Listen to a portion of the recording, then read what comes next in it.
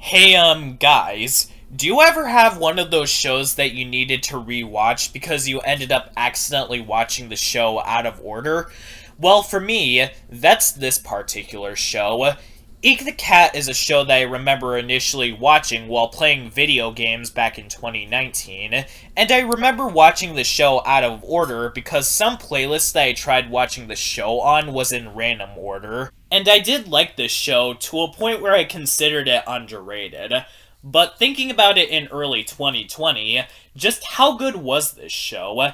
After all, just like taste buds, where they end up changing over time, we end up changing over time. Before going back and watching this show entirely, I went ahead with my gut and still said that this show was good, in spite of what certain internet reviewers have said about the show.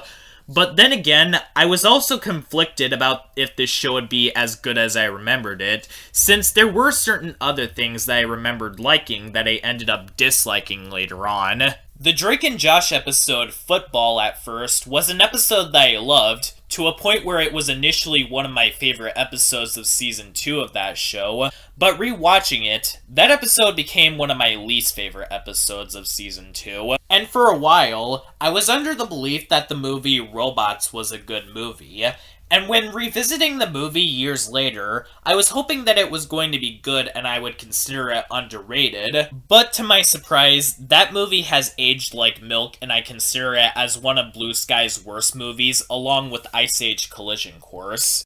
Despite the fact that I had nothing to worry about going back, I was a little concerned in that I wasn't going to find this show as good as I used to, but despite what I think about this show now, I went into this show with a fresh mindset and didn't listen to what certain internet reviewers would say about it, TV trash, and judged it on how I feel about it. And I was genuinely surprised by how well this show has aged. Pardon me if this review ends up being shorter than my other Sean's Network review episodes, as while I do really like this show, compared to a lot of other shows I plan to give their own reviews, I didn't have as much to say about this show compared to many others. I had the feeling that I was going to have a problem with this show, because the basic premise of this show is that a cat by the name of Eek is unlucky a lot of the time, and gets misfortune showered onto him, despite the fact that he would do nothing to deserve any of those misfortunes. Whether it would be the first episode where Eek just wants something to eat, another episode where he gets thrown out of his family's car, and the beginning of another episode where Eek ends up missing an event on TV because he answered the door. Well, after watching every single episode in preparations for this review, I can confirm that the problem that a lot of people might have with this show is not entirely true. While this particular problem could be applied to some episodes, namely the episode This Eeks Your Life where he gets dumped on repeatedly, including the ending where he gets chased by everyone that attended Sharky's birthday party, but that's actually not what the series does a lot of the time. Whenever Eek decides to do something good, the show often rewards him after he would go through a ton of pain, either through getting showered with love at the end of the episode, or his good deeds pay off. Like in the episode It's a Wonderful 9 Lives, where Eek goes out of his way to make sure that one of the presents that fell off of Santa's sleigh gets delivered to the orphanage. And in the end, all of Eek's friends and allies that he met during the first season come together to spend a Merry Christmas with him. And as soon as the show decided to shift the focus away from clobbering Eek and more on its memorable characters, it started focusing on them, and Eek is given a lot less of the beatings in later seasons, and the show got more meta later on. Putting it more simply, one defense that I do give towards the show's cruelty is that it's all in good fun, and it's done in an exaggerated sort of view, instead of something that is more realistic. And as I stated, the cruelty that is pointed towards Eek is toned down a lot in later seasons. The only exceptions to this are episodes involving Eek getting Sharky angry at him over something, or in other episodes, like the one where Eek's cousin pays him a visit. But those parts of the show are extremely rare, as most of the time this show's cruelty is masked in a series that I think is really, really good. I'd even say that this show is even better than what I remember from what I watched of it in 2018 and 19. Initially, back during that point, I would basically watch this show out of enjoyment and have it on as background noise while I play video games, as something to enjoy after coming home from a long day from school, stress, and whenever I would get bored. When I was coming up with ideas for what I would do with this series, I added in shows that I like that I've been wanting to talk about for a long time. And in the words of Carter from the terrible ThunderLizards segments, Eek the Cat fits very nicely into the shows that I would review and I wanted to talk about for a long time category. When I first watched this show, I liked it because it was the kind of show that you could watch if you didn't want to think too hard and sit back and enjoy something for 22 minutes, and that the show has memorable dialogue. But I appreciate this show for a lot more reasons now. Going into the show, I was told that it was a show about Eek getting hurt and that's all that happens in this show. That is actually not the case at all. What the show actually does is that it knows that it's a cartoon and goes in all out on it, and gives us some memorable characters, memorable dialogue, ahead of its time events, timeless references, and an overall fun tone. You know how Johnny Bravo was a show that had the concept of a guy trying to hit on a bunch of women and failed constantly, but the show had a bunch of other aspects that emphasized the fact that it was a cartoon that was quirky and had celebrity cameos as well as slapstick? That's basically Eek the Cat. Something that I really enjoy about Eek the Cat is the amount of surprises and entertainment value that it has in store. If you could look past the first 3 episodes and look at a large amount of the other aspects of the series, while a good number of episodes revolve around Eek getting clobbered and a ton of classic cartoon gags happened around either Eek or Sharky, the show has bizarre premises, such as in one episode called Eek vs. the Flying Saucers, which has Eek befriending an alien deer, only for it to reveal that the deer is actually a threatening-looking alien that wants to use Annabelle as a death laser. Or the show could get very meta and have celebrity in-jokes and parodies. One episode has a parody of Elvis, except in this show's world. Elvis is another purple cat that goes by the name of Melvis the Cat.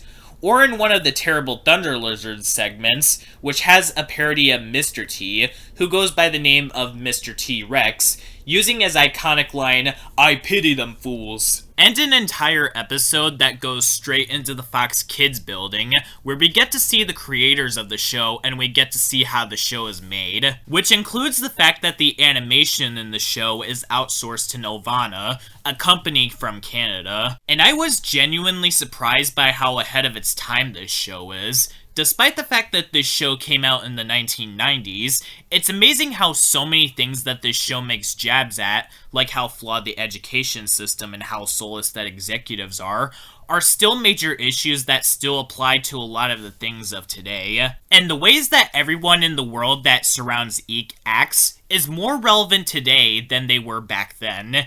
And one of these episodes is very coincidental, especially in regards to what happened recently in 2020. There's literally an episode called Outbreak that revolves around being quarantined because a certain thing came to another part of the world.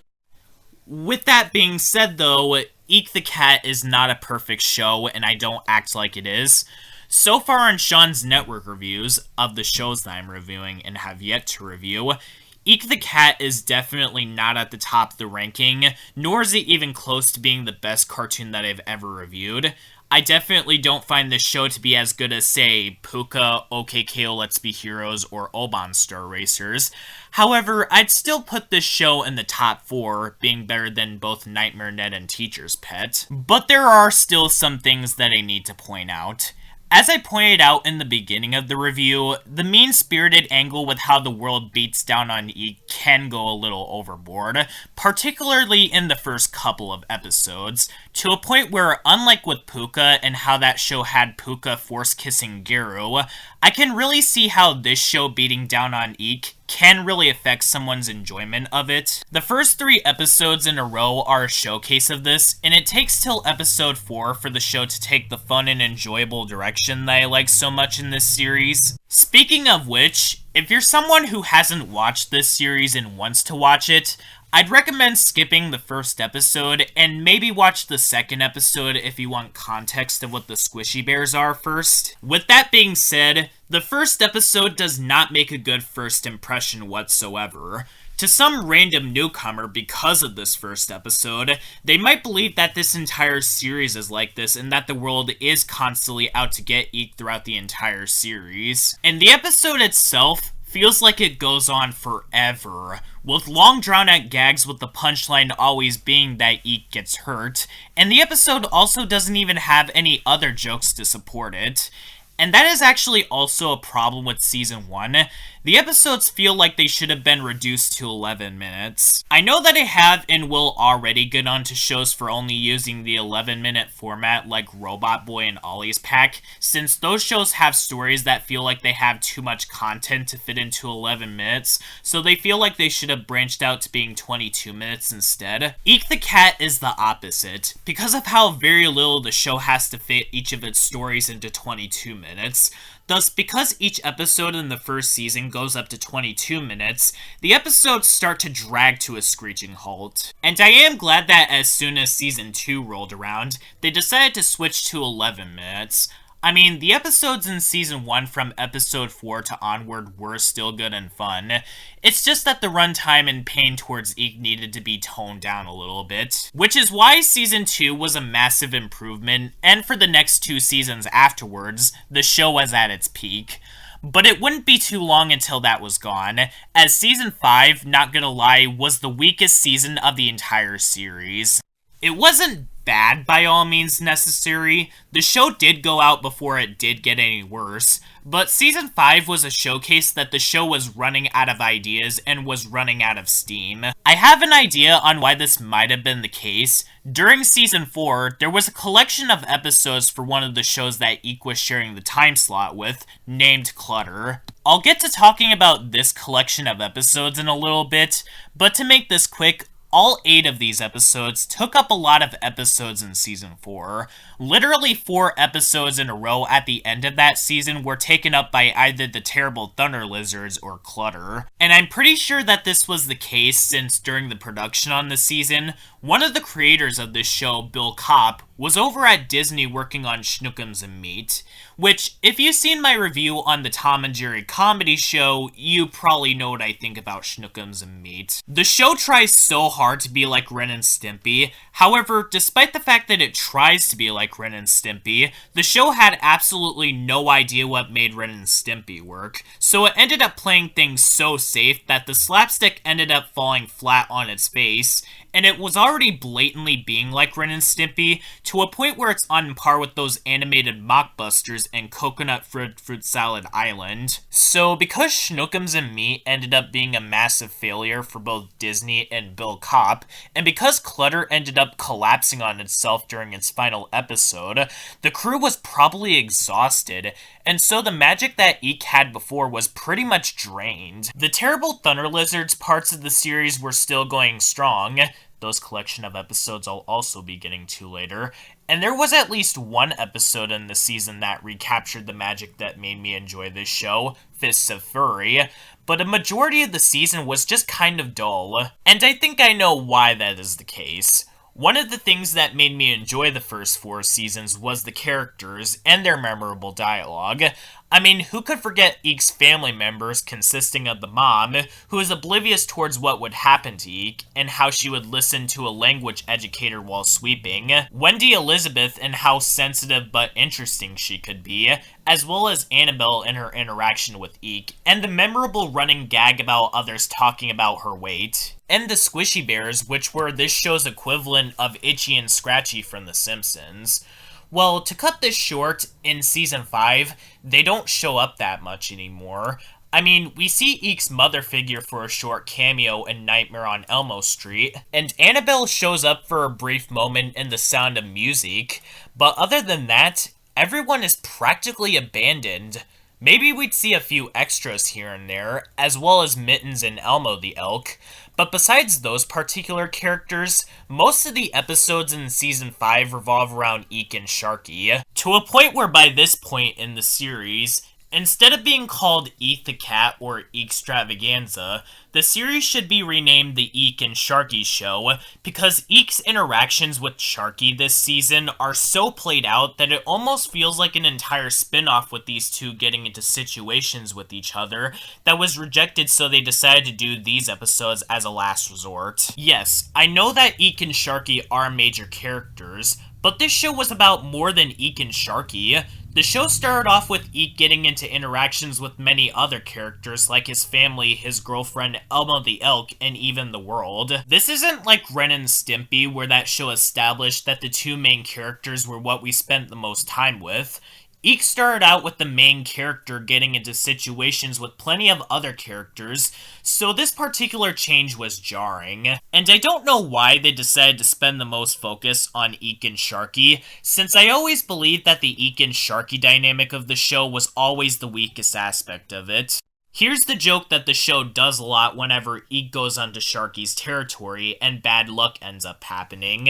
Eek does something completely innocent that ends up backfiring unintentionally, and Sharky ends up getting angry at Eek, and Eek is naive towards the reason why. These parts of the show don't work, not only because of how bad Sharky's attitude could get, even to those in the show's universe that are completely innocent, but also partly because of Eek's obliviousness towards Sharky's feelings. Another two of my least favorite episodes of the show are A Shark Work Orange and Try Hard, because these two aspects are on full force throughout both of these episodes. A Shark Work Orange tries to make Eek and Annabelle look like they're in the wrong for wanting to change Sharky, basically trying to go for the cliched message of, you shouldn't change someone and just let them be themselves, when Eek and Annabelle had a pretty good reason to why they wanted to change Sharky, as he was acting incredibly aggressive towards everybody.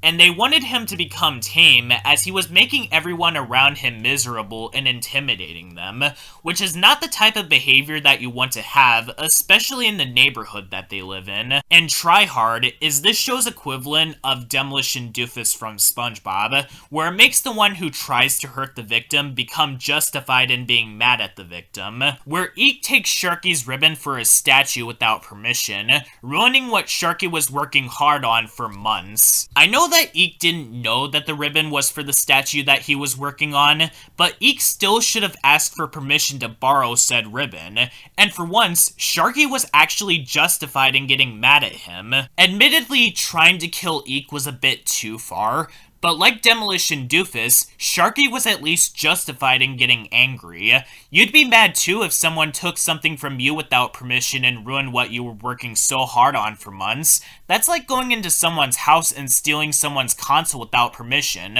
Someone is obviously going to get angry if you did that. The other problem with Eek and Sharky's chemistry, besides both of them having a pretty huge issue, is that the chemistry is pretty much non-existent, lacks wit due to Sharky not being able to talk, and Eek not having any major or funny reactions to Sharky's anger, but instead a certain naiveness that just does not make any of the jokes with them land that good. So, having a big majority of a season that consists of episodes like this does result in the entire season being weak as a result. And by the end of the series, the show was also really showing that it had completely ran out of ideas, as most of the Eek episodes had the exact same premise with different locations and conflicts, with the exception of a few episodes. As most of the episodes had Eek doing something for Elmo the Elk to help little Timmy with his operation, by this point in the show, that joke had gotten completely played out, to a point where it's overstayed its welcome, and it is particularly played out in this season, since every other character is pretty much gone at this point. And the show also ended out on a mediocre note, But I'd rather have a series end out on an average note than a show ending out on a sour note. Looking at you, Robot Boy and Thundercats Roar. But like I said, I am glad that the show ended here as it did before the show could end up getting much worse. And the show, while it did end up falling into the category of being forgotten, does have a cult following today, and there ended up not being a full seasonal rot that tainted people's memories with it. Since I don't have too much to say with these two things that are also in the show, and since I want to get these two out of the way so I won't have to do two separate Sean's Network reviews on them, I might as well talk about the other two shows that Eek ended up sharing its time slot with, the terrible ThunderLizards and Klutter. Yes, in a similar vein as Dexter's Laboratory and Cow and Chicken, Eek wasn't the only one that had the time slot for the show. He did in Season 1, but that ended up changing. In Season 2, the show ended up changing its name to Eek and the Terrible ThunderLizards, and shared its time slot with the Terrible ThunderLizards. In Season 3, the show ended up changing its name to Eek Stravaganza, and in Season 4, Eek and the Terrible ThunderLizards had another show that they would take turns sharing the time slot with, even though Klutter honestly should have been its own show to begin with. I'm going to start out with the Terrible ThunderLizards episodes first, in chronological order for consistency. The Terrible ThunderLizards segments are fun, and that's all I have to really say about them. Yeah, I don't have a lot that I can really go in depth with in terms of these episodes. Heck, I have even less things to say about these episodes than I did with the Eek episodes, and what I'm going to say about the Klutter episodes. Conceptually, these episodes are awesome, action-packed, and funny. However, the show does nothing else beyond just those things. Don't get me wrong, these episodes are still good, and they are something to watch if you want to sit back and enjoy something for 11 minutes, but they don't really have many notable things to really say. Basically, these segments are a precursor to Phineas and Ferb, where each episode has a certain formula that they follow in each episode. However, unlike Phineas and Ferb, and even Nightmare Ned, they don't do anything in these episodes to really subvert the formula to give us something new that we haven't seen before. The show did do this in some episodes, such as in All About Babs, which introduced Babs, and I felt so happy for Bill throughout that episode, and it was adorable. And despite the ways that I feel about Season 5 and the Eek parts of that season, the Terrible ThunderLizards parts of the show remained intact. And episodes like Molten Rock and Roll, Night of the Living Duds, and Homo Sapien Alone finally changed up the formula to where the Terrible ThunderLizards parts of the show became the biggest highlight of Season 5 besides Fists of Fury. Not that a show having a certain formula is a bad thing, it's just that I was expecting something that would go above and beyond what Eek the Cat did and would deliver stronger than it did. And while I did like them, they aren't as good as the Eek episodes, and in the Sean's Network reviews ranking, the Terrible ThunderLizards does fall behind Nightmare Ned and Teacher's Pet. While the Klutter episodes of this show are just kind of average, they aren't bad by all means necessary. Honestly, I would rather watch Klutter than, say, the Tom and Jerry comedy show, Thundercats Roar, Ollie's Pack, and heck, even Camp Coral, as well as shows that I've yet to review like Robot Boy or Cuckoo Harajuku. But Klutter is just meh. The Klutter episodes are rather bland. They pretty much follow the Scooby-Doo or a boy and their dog type of formula with the pile of clothes replacing the animal. And they don't really do anything exciting or interesting with it. It's basically what you'd get if Scooby-Doo wasn't about the mystery solving, and it was so bland and uninteresting that I ended up forgetting about a lot of these episodes until I looked through the notes that I took on every episode I had something to say about. And the show feels like it should have been its own series, but was chosen to be here at the last moment to find something to air while Bill Kopp himself was at Disney working on Schnookums and Meat. The only things that I have to say about Klutter is that while the animation is good, for some reason, out of nowhere in multiple episodes, there are points where the animation fast forwards for absolutely no reason, and it made for a pretty jarring viewing experience. And these segments treats one of its characters, Cop, like a punching bag, to a point where it started to remind me of how Thundercats Roar treated Tigra. Although, to be fair, the ways that these segments treat Cop isn't as egregious as how Thundercats Roar treated Tigra. And the Klutter episodes ended up collapsing in on itself, as the final episode of the 8 of these episodes, Bonfire of the Vanity, was a very sour note to end these episodes on, where Vanna's tea party ends up being ruined. All of the characters end up being oblivious towards the fact that Klutter is being sent to the dump, Cop being treated like a butt monkey, and ending with all of them being covered in garbage. Not only was the fact that this episode being a sour note to end these episodes was enough to make me find this episode the worst of the Klutter episodes, but it's also enough to make me find this episode to be one of the worst series finales in any show reviewed in Sean's network reviews, definitely being on par with Mama's Boy from Robot Boy and Mandora Saves Christmas from Thundercats Roar. So in terms of shows reviewed in Sean's network reviews, I did make it clear that Klutter is at least better than these other shows, but how does Klutter stack up in comparison to other shows that I just find average, like Making Fiends and Power Players? I don't know about Power Players yet, as I've yet to watch the whole show. At the time of scripting this, I've only seen 4 episodes. Spoilers so far, besides the very distracting animation, nothing is interesting or engaging about that show. But compared to Making Fiends, I find Klutter to be slightly worse, mainly because of the way that Cop is used as a punching bag, and there's nothing remarkable to give these episodes any more points. But overall, Eek the Cat is a very enjoyable series.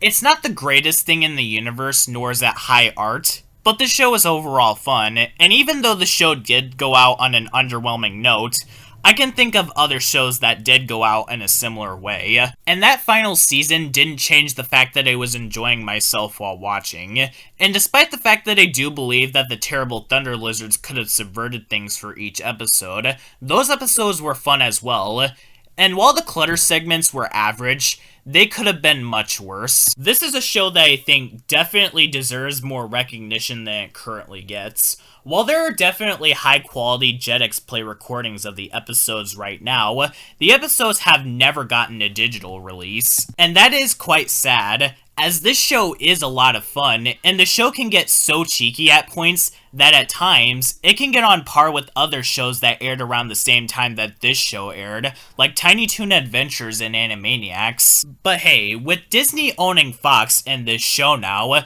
there is a possibility that it can be put on Disney Plus, since they also put X-Men on there. So, as for recommendations, I definitely say give the show a watch if you could find it.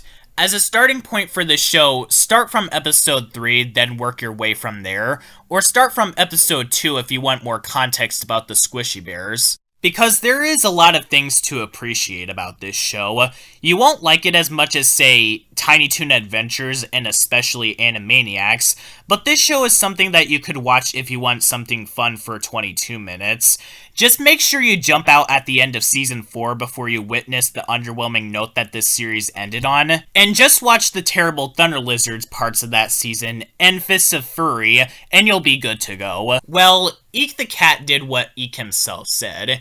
He decided to help out Fox Kids when it was the new kid on the block, and due to that, his cartoon helped shape Fox Kids into getting popular, and he said, "Never hurts to help." It did fall into obscurity, but like what Eek did in the episode It's a Wonderful 9 Lives, the good deeds that he and his show did brought him love in the end with his friends, and he got himself a cult following.